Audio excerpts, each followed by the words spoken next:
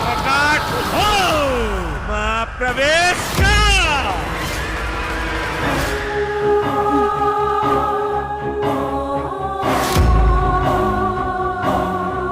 Horror film से डराने आ रही आम्रपाली दुबे, रिलीज हुआ मधुमती का शानदार ट्रेलर। भोजपुरी सिनेमा की सुपरस्टार एक्ट्रेस आम्रपाली दुबे के शानदार अभिनय से सजी most awaited Bhojpuri film Madhumati का ट्रेलर आज ही रिलीज कर दिया गया है।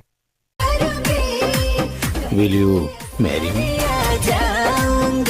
भोजपुरी फिल्म मधुमती का ट्रेलर बहुत ही शानदार बनाया गया है, जिसे देखकर लोग दांतों तले अंगुली दबा लेंगे।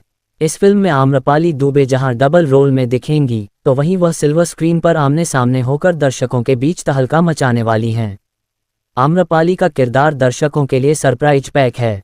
भूत प्रेत आधारित यह संपूर्ण पारिवारिक फिल्म है, जो हॉरर, कॉमेडी, सस्पेंस और मारधाड़ एवं हैरतअंगेज कारनामों से भरपूर है।